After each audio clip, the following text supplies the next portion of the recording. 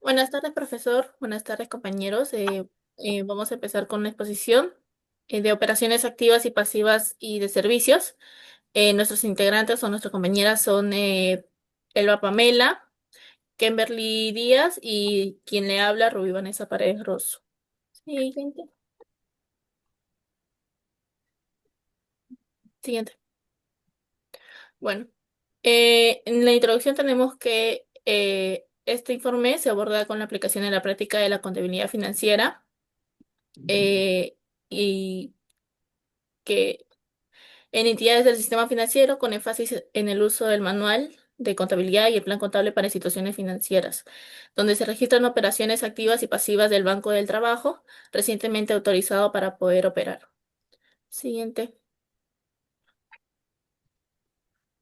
Bien, dentro del marco conceptual tenemos el registro contable de las operaciones que se ha realizado conforme al plan contable, donde nos indica que clase uno es activo, el 2 es pasivo, el 3 es patrimonio, el 4 gastos, el 5 son los ingresos, el 6 son los resultados, el 7 son contingentes, 8 cuentas en orden y 9 cuentas de presupuesto y costos. Siguiente.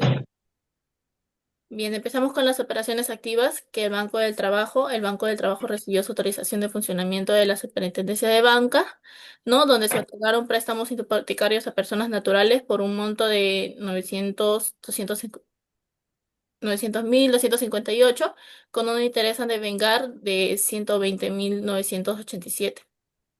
También se otorgaron préstamos a microempresas por un monto de 6 millones con intereses a devengar de 2.890.000.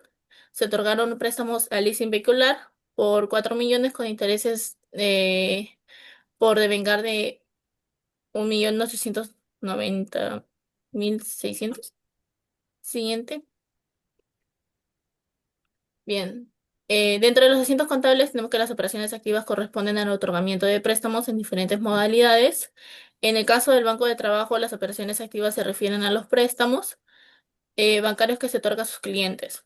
Estos pueden ser de diferentes tipos, como préstamos personales, hipotecarios o comerciales. Siguiente. Bien, empezamos con el primer caso que se otorgan préstamos hipotecarios a personas naturales. Tenemos que... siguiente. Bien, tenemos la operación uno que es la fecha del 4 de 6/25, con un detalle por el crédito hipotecario, con las cuentas 1401, 2901 y 210104, que la primera sería crédito hipotecario, la segunda ingresos diferidos y la tercera obligaciones a la vista, con un debe de 1.021.245.000 y un haber de 120.987 y 900.258, con un cuadre de 1.021.245. Siguiente. Bueno, en conclusión, tenemos que los registros contables iniciales del Banco del Trabajo se han desarrollado conforme al plan de cuentas establecido por la SBS. El correcto registro de estas operaciones, tanto activas como pasivas, asegura en sí la legalidad de las operaciones, facilitando su cumplimiento de obligaciones contables y tributarias. Además de esto, permite una evaluación precisa de la solvencia y capacidades de pago de los clientes, así como la identificación y mitigación de los riesgos asociados con los préstamos. Le paso con mi compañera.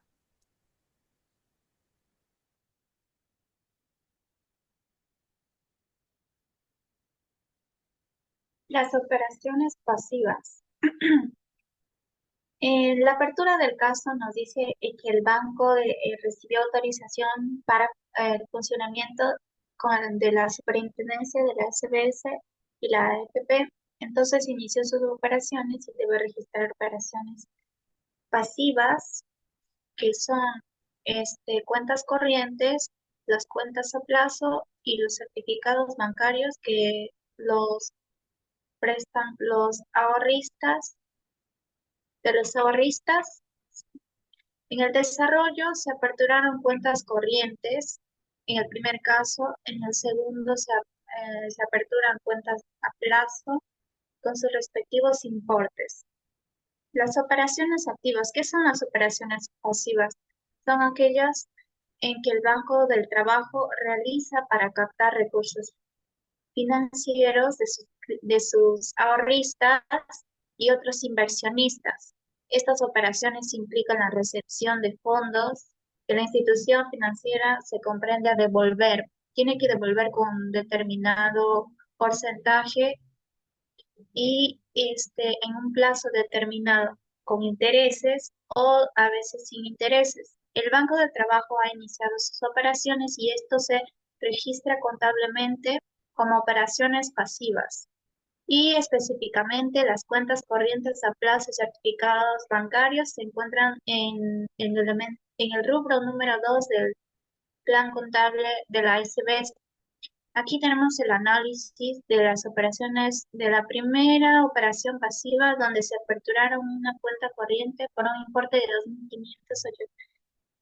250.800 y se realizaron cargos, es decir, retiros en las mismas por un monto de 102.900. En el análisis vemos que las cuentas que vamos a utilizar son las cuentas corrientes correspondiente a pasivo clase 2 y el retiro que será en la clase 1 de activo y los rubros son el 21. El nombre es depósitos y obligaciones y en el disponible en el caso de las de caja del activo disponible. Y entonces vamos a cargar por el cierre o retiro de fondos y abonar por apertura o depósito en cuentas corrientes en el caso de la clase 2 y en la clase 1 se carga por el egreso retiros de dinero por parte de los clientes y se abona por ingresos del dinero o por la apertura de cuenta corriente de cuentas. Aquí está el asiento contable, la operación número 1. En la fecha 4 de junio del 2025 se apertura la cuenta corriente de un cliente de la empresa financiera del Banco del Trabajo. Se registra primero la apertura con la 2101 a la 2102. 2101 son las obligaciones con el público y la 2102 son depósitos a cuenta corriente. Y por último se hace el retiro de la cuenta corriente. Se retira con caja. En conclusión, en las operaciones pasivas, el registro contable de las operaciones pasivas se recibe de los ahorristas y estos deben ser registrados contablemente. En esas operaciones se consideran las cuentas de los pasivos, en el rubro del pasivo, el número 2, porque el dinero se debe devolver a los ahorristas. En determinado tiempo, esto puede ser a un corto plazo o un largo plazo, depende del momento en el que el ahorrista decida retirar su dinero. A continuación, mi compañera. Ok, gracias, compañera. Ahora vamos con las operaciones de servicio que corresponden al anexo 3 del caso, el cual nos menciona para la apertura que el Banco Providencia presenta una serie de servicios para sus clientes, por ejemplo, el de las cobranzas de letras, por las que cobra una comisión. La empresa Inversiones Falcón SAC toma dicho servicio para agilizar sus cobranzas. Ok, respecto al tema de la cobranza de letra, lo que conocemos para este caso es que el banco sería el responsable de realizar las cobranzas de las letras proyectadas, actuando como intermediario entre el deudor y el acreedor. De este modo, recibe los pagos efectuados por los deudores y los entrega al beneficiario, quien es el cliente, procediendo posteriormente al depósito del importe y cobrando en su cuenta corriente previa deducción de la comisión correspondiente por la gestión del servicio. Ok, para el desarrollo del caso, nos pide establecer las ventajas y desventajas de tomar este servicio. Tener en cuenta que las letras son títulos, valores que gozan de ciertos privilegios de acuerdo a la ley que lo regula. Ok, sabemos que para la cobranza de letras intervienen el librador, quien es quien emite la letra de cambio y da la orden de pago, el librado, quien se compromete a pagar la letra de cambio, por ello deberá firmarla, quedando de este modo obligado al pago, y también el beneficiario, que es la persona que recibe el dinero de las letras cobradas. Nos pide establecer las ventajas y desventajas. Entonces, hemos hecho alguna comparativa respecto al servicio de cobranza de letras. Sabemos que una entidad financiera permitirá a la empresa recuperar sus créditos con mayor eficiencia y rapidez.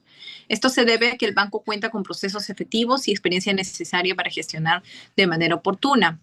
La desventaja sería en este caso que el servicio de cobranzas implica el pago de comisiones y tarifas adicionales, lo que incrementaría los costos operativos para Inversiones Falcón. El Banco Providencia, como ventaja, en su calidad de institución, posee experiencia y conocimientos. Esto permite una administración más eficiente, profesional y oportuna de los procesos de cobranza. Y como desventaja tenemos que al externalizar la gestión de cobranza, la empresa podría perder cierto grado de control sobre el proceso, lo que puede traducirse en una menor visibilidad financiera y operativa. Otra ventaja es que al delegar la gestión de cobranza de letras de Inversiones Falcón, garantiza que dichas operaciones se efectúen conforme a la normativa vigente, específicamente lo establecido en la ley número 27287. Esto permite reducir significativamente el riesgo de posibles incumplimientos legales y asegura un adecuado cumplimiento normativo. Y dentro de las desventajas, tenemos que al depender de una entidad financiera para la administración de sus cobranzas, Inversiones Falcón se expone a posibles retrasos. Esta situación podría afectar negativamente la relación con sus clientes y comprometer el flujo de efectivo de la empresa. Para el cierre del caso, nos pide, siendo nosotros funcionarios del banco, indicar cómo le explicaría los beneficios de tomar el servicio de cobranza de letras. Habiendo ya establecido las ventajas, pues debemos considerar que sería la mejor opción en este caso para la empresa, ya que aliviaría de manera más práctica y sencilla el tema de la cobranza de esa deuda. Para este caso hemos determinado un pequeño ejemplo práctico. Compañera, si puedes ir a la parte del ejemplo, por favor. Ok. En este caso utilizamos el formato 5.1 con un movimiento del fecha 4 del 6 del 2025 por la cobranza de la letra a la empresa, el cual vamos a registrar en la cuenta 1101 caja con un monto de 43,400. También utilizaremos la cuenta 5202 por el ingreso de los servicios diversos en el haber con 651 soles, y también la 2101 depósitos a cuenta corriente con un monto en el haber de 42,749. Este sería un ejemplo práctico en el cual estamos haciendo el registro de la cobranza de las letras. Siguiente, por favor, compañera.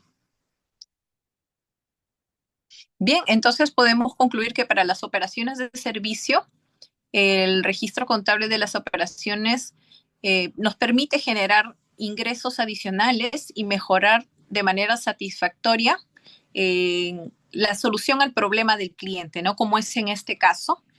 Y bueno, sería la mejor alternativa en este momento para la empresa. Siguiente, por favor, compañera. Algunas recomendaciones que estamos brindando en nuestro equipo. Que el caso del Banco del Trabajo permitió interpretar las operaciones principales que tiene un banco. Es recomendable mantener un control contable estricto de todas las operaciones activas, pasivas y de servicios automatizados, y también pueden facilitar el procesamiento de datos y reducir el margen de error. También se recomienda establecer políticas contables claras y actualizadas que definan los criterios para el registro y tratamiento de las operaciones financieras. Siguiente, por favor, compañera. Ok, y como conclusiones podemos tener que las operaciones activas, pasivas y de servicio nos permiten comprender el funcionamiento económico del banco, el trabajo. Las operaciones activas, al representar la colocación de recursos, son fundamentales para la generación de ingresos y el crecimiento del capital. Por otro lado, las operaciones pasivas, que implican la capitalización de recursos, constituyen una fuente clave para sostener la liquidez y la operatividad institucional. Y las operaciones de servicio, aunque no siempre generan ingresos financieros directos, añaden valor al cliente y fortalecen la relación comercial, elevando la competitividad y diferenciación en el mercado. Eso sería todo de nuestra parte. Muchas gracias, profesor. Gracias, compañeros.